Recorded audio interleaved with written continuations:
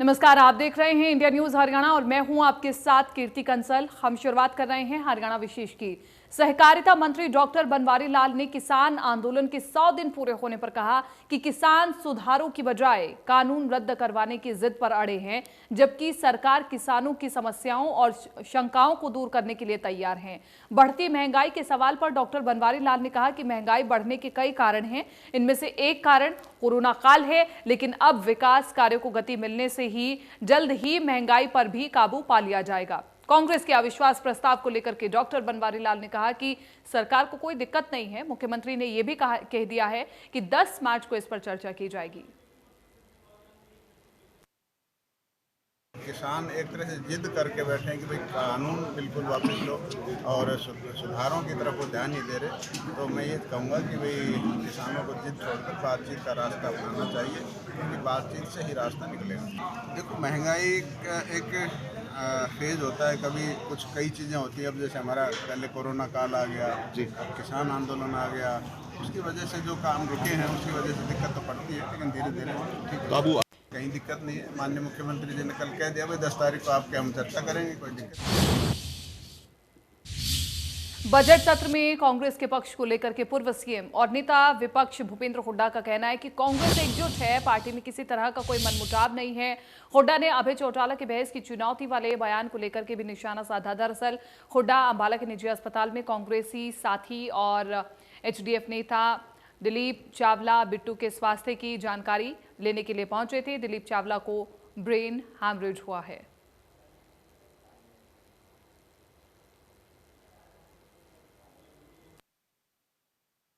नहीं, सबके साइन है।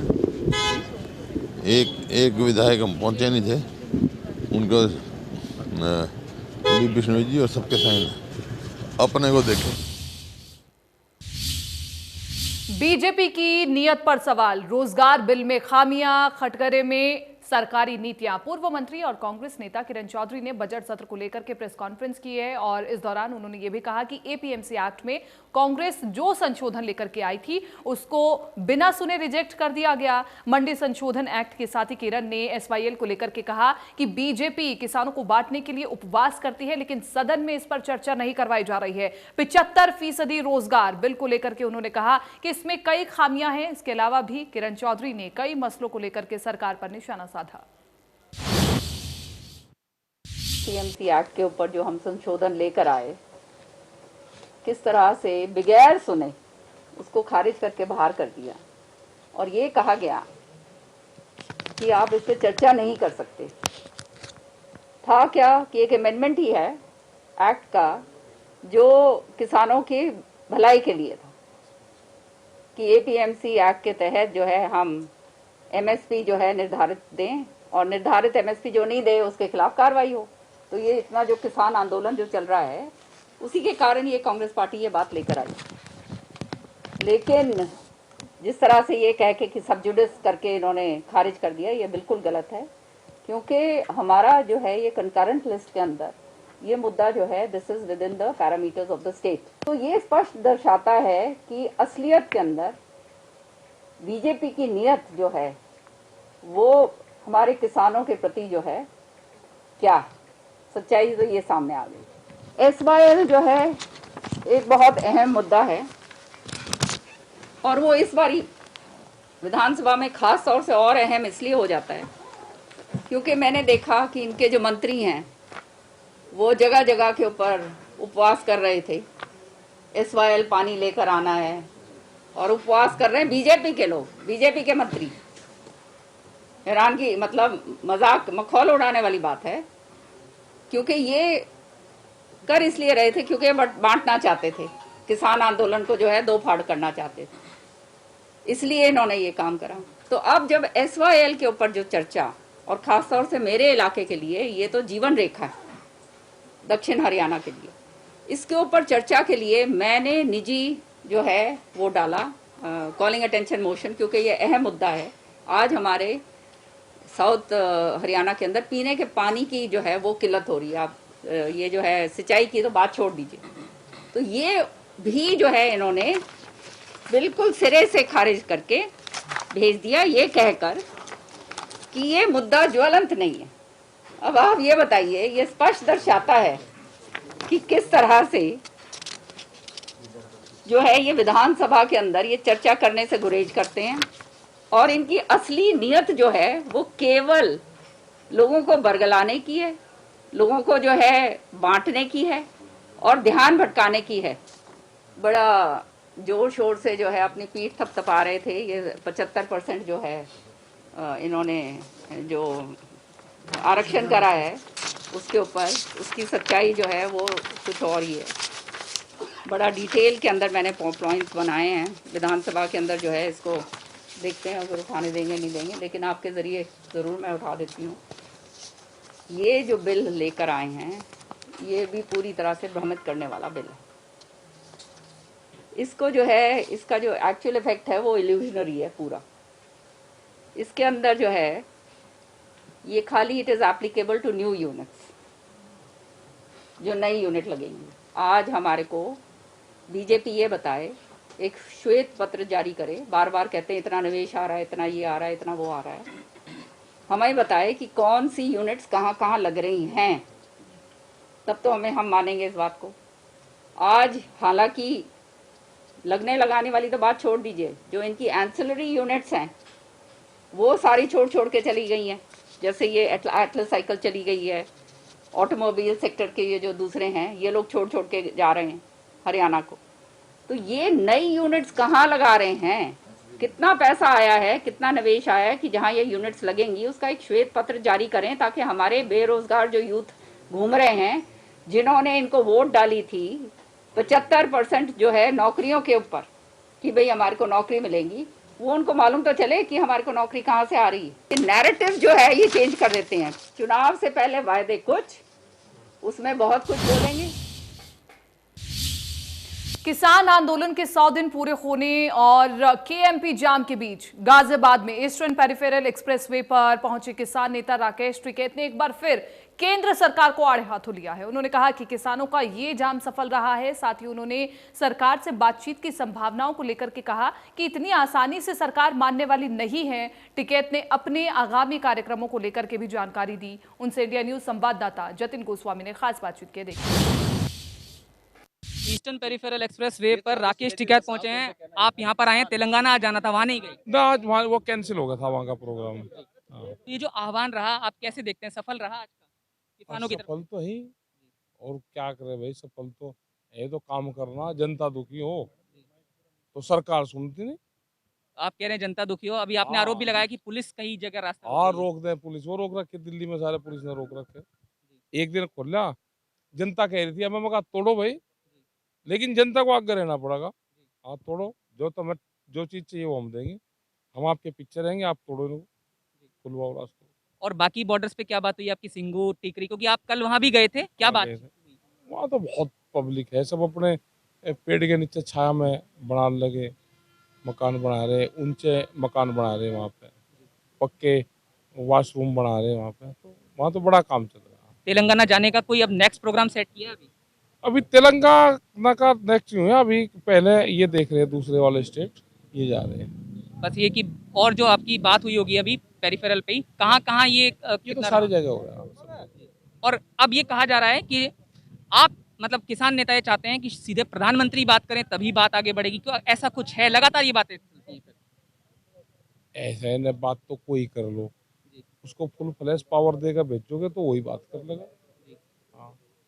तो परसों, क्योंकि मेरी आपसे बात हुई थी, परसों से लेकर अब तक या अभी तक कोई बात आगे बढ़ी ना नहीं? ना, अभी नहीं। इस आह्वान के बाद कुछ बात आगे बढ़ी? ना, अभी तो नहीं। क्या वजह लग रही है कि सरकार से अभी कोई बात नहीं हो पाई? सरकार भाई सर्दियों में बात करेगी, सरकार का आगे छोटी चीज है, बड़ी चीज है, सरकार भी सर्दी में करेगी बात। हाँ, अक्टूबर नवंबर में बातचीत शुरू होगी।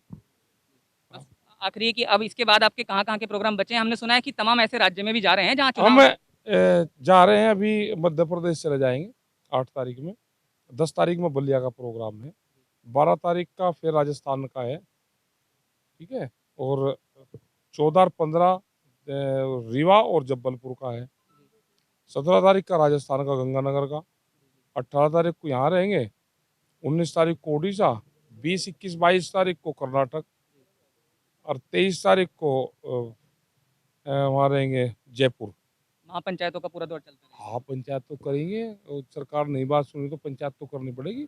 दिक्कत बहुत है देश में किसानों को है, नौजवानों को है, नौकरी गई, रेलवे के कर्मचारी जाल लग रहे, रेत बिकल लग रही, टेलीफोन विभाग बिक गया, खाद का जो कट्टा 50 किलो का आ गया था वो 45 किलो का हो गया।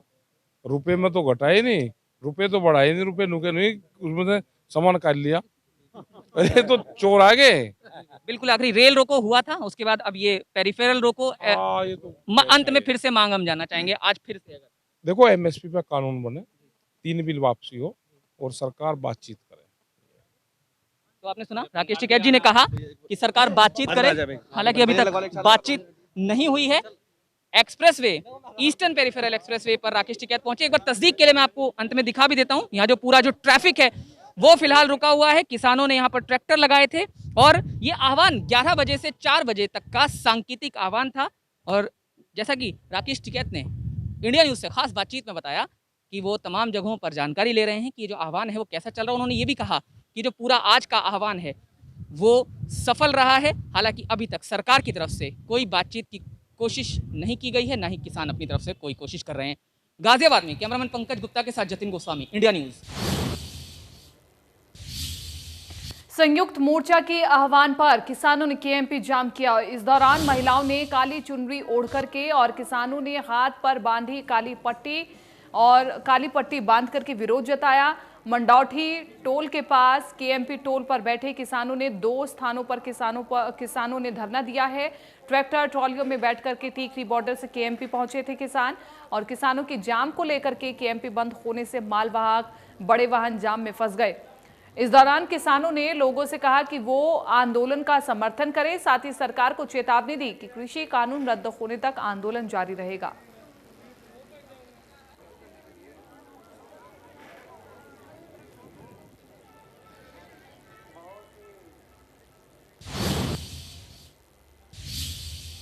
दिल्ली बॉर्डर पर किसान आंदोलन के 100 दिन पूरे हो चुके, लेकिन आंदोलनकारी किसानों का जोश हाई है। किसान नेता जहां गांव में जाकर के किसान महापंचायतों के जरिए लोगों से आंदोलन को मजबूत करने की अपील कर रहे हैं, तो वहीं दिल्ली के मोर्चों पर बैठे किसानों के लिए आसपास के किसान राशन पानी का इंतजाम करने में लगे हैं। ऐसे में जाखल के तलवाड़ा गांव से भी राशन, ईंधन जैसे जरूरी सामान लेकर के कुछ किसान टीकरी बॉर्डर पहुंचे हैं। गांव से रवाना होने से पहले किसानों ने केंद्र सरकार के खिलाफ नारेबाजी करते हुए तीनों कृषि कानूनों को रद्द करने की मांग की है। बताना चाहते हैं हम किसी भी हालात में पीछे नहीं हटेंगे और ना ही झुकेंगे। जितनी ज़रूरत, जिस चीज़ की ज़रूरत होगी हम किसानों को बॉर्डर पर बैठे हुए वह सुविधा उपलब्ध करवाएंगे। कोई भी ऐसी सुविधा से हम वंचित नहीं होने पाएंगे जिससे किसान वहाँ बैठे को उनको कोई दुख हो। इसलिए हमारा यहाँ से जो ये राशन भेजने का मकसद है, ये हम सरकार को साफ साफ बताना चाहते हैं। हम पीछे हटने वाले नहीं हैं जब तक तीनों कानून रद्द नहीं होगा और MSP की गारंटी नहीं बनेगी। हमारा राशन और जत्थे ऐसे ही जाते रहेंगे। युवाओं को प्राइवेट नौकरियों में 75% आरक्षण की खुशी मनाने के लिए जेजेपी ने जिला मुख्यालय में कार्यक्रम बुलाया, लेकिन जेजेपी के इस जश्न पर किसानों की वक्र दृष्टि पड़ गई। फिर क्या था, किसान जेजेपी के कार्यालय के सामने जुटे और जो कुछ हुआ वो तस्वीरों के जरिए आपके सामने है। किसानों ने हाथों में काले झंडे लेकर के नारेबाजी करना शुरू कर दिया।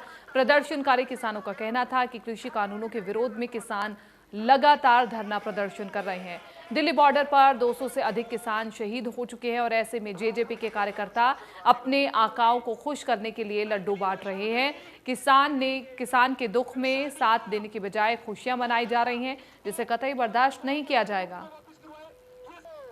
हमारे नौजवान, हमारे बुजुर्ग, हमारी बेटियां, हमारी बहनें वहाँ सड़कों पे बैठी हुई हैं और ये देखो कितनी घिनौनी हरकत कर रहे थे। जब हमें पता चला तो सारे साथी जहाँ पे पहुँचे तो जेजेपी का ऑफिस है सामने, तो इन लोगों का हमने विरोध किया। लेकिन फिर भी हमने देखा कि जो चंद पार्टी के जो लोग वर्कर हैं उन्होंने ऐसी हरकत की भी बाहर निकल के लड्डू उन्होंने बांटे। लेकिन लड्डू बांटे किनको, हमें तो ये नहीं समझ आई। कोई साथी यहाँ पे हमें नज़र तो आ रहा नहीं रहा। तो इन्हें ये इन फॉर्मेलिटियों का कोई फ़ायदा नहीं, ये लोग भाईचारा ख़राब करने की कोशिश कर रहे हैं। तो हम आपके पत्रकार छायाकार साथियों के माध्यम से एक बात कहेंगे कि आप हरियाणा में स्थानीय युवाओं को 75% नौकरी में आरक्षण देने के मामले पर इंसो राष्ट्रीय अध्यक्ष दिग्विजय चौटाला ने इंडिया न्यूज हरियाणा से खास बातचीत की है। संवाददाता विपिन परमार से हुई बातचीत में सुनाते हैं आपको दिग्विजय ने क्या कुछ कहा। किसी भी राजनीतिक दल के लिए सबसे महत्वपूर्ण और बड़ा दिन वो होता है जिस दिन एक सपना जो कि चुनावी घोषणा पत्र से जमीन पर उतरता है, उस दिन सबसे बड़ी जीत उस दल की मानी जाती है। ऐसे में जजपा की ओर से घोषणा पत्र में 75% हरियाणा के युवाओं को रोजगार सुनिश्चित करने का जो फैसला किया गया था, उस पर राज्यपाल के द्वारा जो नोटिफिकेशन है उस पर मोहर लग चुकी है। हमारे साथ बात करने के लिए दिग्विजय चौटाला साहब मौजूद हैं। चौटाला साहब, जिस तरह से एक सपना था वो सपना साकार हो चुका है, किस तरह से देखते हैं हरियाणा के युवाओं? हमारा सपना तो ये है कि गरीब के घर में चूल्हा जले, और वो इस माध्यम से जलेगा, तो इससे तो बड़ी कोई बात ही नहीं। ये ऐतिहासिक फैसला है, निर्णायक फैसला है, मील का पत्थर स्थापित हुआ है, और ये आने वाली सृष्टि जब तक रहेगी तब तक याद किया जाएगा। इस फैसले के बाद एक गतिरोध भी देखने को मिल रहा है। विपक्ष ये कह रहा है कि प्रैक्टिकलिटी में अगर तमाम राज्य इसको लागू कर देंगे तो क्या परिस्थितियां बनेंगी, कहां से रोजगार लाएंगे, कई तरह। आप मुझे ये बताओ कि भूपेंद्र हुड्डा और कांग्रेसी इस बात को कैसे मान लें कि बढ़िया है? बढ़िया मान लिया तो मारे गए, गलत कह दिया तो युवा खैर नहीं करे, तो बीच का रास्ता ये ढूंढ रहे हैं कि नौकरी नहीं है। वो काम हमारा है। हुड्डा 10 साल में कितनी नौकरियां दे पाए वो काम उनका था, अब काम हमारा है। हमारा काम तो हम करेंगे ना। हमने एक लॉ बनाया, अब उसकी इंप्लीमेंटेशन की ओर अगले महीने से कार्रवाई शुरू होगी, और जब इंप्लीमेंटेशन होगी तो 3.5 साल के बाद आप मीडिया के लोग कहोगे लाओ रिजल्ट दिखाओ, तब आप कंपेरिजन कर लेना कि भूपेंद्र हुड्डा के 10 साल और हमारे 3.5 साल में हरियाणवियों को नौकरी प्राइवेट सेक्टर में ज्यादा किस्में मिली। तो अभी कम से कम वो कहते हैं कि एक हनीमून पीरियड होता है, तो हुड्डा साहब वो हनीमून पीरियड तो दो, हमें काम तो करने दो। काम हमने कोई किया है, उसकी शुरुआत की है, उसकी इंप्लीमेंटेशन तो करने दो। अभी इतनी बेचैनी क्यों है हुड्डा साहब? ये तो रही विपक्ष की बात, लेकिन केंद्रीय वित्त मंत्री निर्मला सीतारमण की ओर से भी जो है कहीं ना कहीं प्रतिक्रिया देते हुए कहा गया है कि इस कानून को लेकर वो हरियाणा सरकार से बात करें। किस तरह से देखते हैं? नहीं, वो बात करेंगी, अच्छी बात है, बात करेंगी। कुछ कमियां खामियां उन्हें और लगती हैं, तो वो देश की बड़ी महिला नेत्री हैं, देश की जिम्मेवार नेत्री हैं, वो कानून के अंदर और भी बदलाव होंगे, क्या दिक्कत है? बजट सत्र चल रहा है, सियासत गरमाई हुई है, और एक विषय जो सबसे ज्यादा चर्चा में वो है अविश्वास प्रस्ताव को लेकर दे भी दिया गया है। कहां देखते हैं इसमें? मुझे इसमें इतना बड़ा क्या लग रहा है मीडिया को, मैं तो समझ नहीं पा रहा। कुछ है ही नहीं, जिसकी दुकान खाली हो वो हमारे से क्या लड़ेगा? कांग्रेस के अंदर कुछ एमएलए ऐसे हैं जिसने भूपेंद्र हुड्डा के उस मेमोरेंडम पर साइन नहीं किया। इससे बड़ी शर्मिंदगी की बात क्या हो सकती है? देखिए, जो चौटाला है जिनका ये कहना है कि एक ऐतिहासिक कदम है उन रोजगार को ढूंढ रहे उन युवाओं के लिए, और कहीं ना कहीं ये फैसला जो है वो मील का पत्थर जो है वो साबित होगा। वही सीधे तौर पर विपक्ष पर भी निशाना जो है वो दिग्विजय चौटाला की ओर से साधा गया है। कैंपस ने शशांक के साथ विपिन परमार, इंडिया न्यूज, चंडीगढ़। कुरुक्षेत्र में गीता मणिषी स्वामी ज्ञानानंद महाराज की देखरेख में विश्व का पहला गीता म्यूजियम बन रहा है, और गीता ज्ञान संस्थानम में ये म्यूजियम तैयार हो रहा है। प्रदेश के मुख्यमंत्री मनोहर लाल खट्टर रविवार को गीता म्यूजियम का लोकार्पण करेंगे। इस दौरान भगवान कृष्ण का विराट रूप भी लोगों को देखने को मिलेगा। म्यूजियम में दुनिया भर की दुर्लभ गीता पांडुलिपियों का भी संग्रह होगा, और वही ये वर्चुअल वर्ल्ड भी होगा जिसमें हॉलीग्राफिक इमेज, लाइटिंग, प्रोजेक्शन लाइट और मैपिंग से पर्यटकों को महाभारत की धरा पर होने का एहसास कराया जाएगा। गीता मणिषी स्वामी ज्ञानानंद जी महाराज की देखरेख में ब्रह्म सरोवर किनारे, जिस पर बिल्डिंग समेत 10 करोड़ रुपए का खर्च आएगा। आपको बताएं कि संस्थान के लिए सरकार व कुरुक्षेत्र विकास बोर्ड की तरफ से करीब 9.5 एकड़ जियो गीता परिवार को दी हुई है।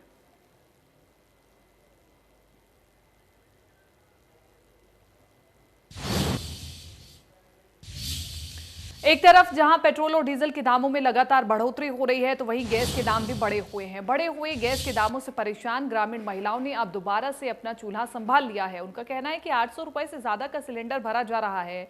ऐसे में अपने बच्चों को पाला जाए या गैस भराया जाए, सरकार को उनकी तरफ भी सोचना चाहिए। लगातार बढ़ती महंगाई पर लगाम लगाना जरूरी है। सरकार ने ग्रामीण क्षेत्र की महिलाओं को उज्ज्वला योजना के तहत घर घर गैस कनेक्शन दिलवाए, लेकिन अब सिलेंडर के दाम बढ़ने से उज्ज्वला योजना धूल फांक रही है। ग्रामीण अंचल में जहां पर घरों में महिलाएं अब चूल्हा जलाकर के परिवार का खाना बनाती हुई दिखाई देती हैं, महिलाओं का कहना यह है कि एक तो वैसे ही बेरोजगारी है, दूसरा लगातार महंगाई बढ़ती जा रही है, वहीं सिलेंडर के दाम भी आसमान छू रहे हैं और ऐसे में वो अपने घर का खर्च कैसे चलाए इस बात की फिक्र उनको लगी रहती है। इसलिए उन्होंने सिलेंडर को कोने में रख दिया है और चूल्हे पर खाना बनाना शुरू कर दिया है।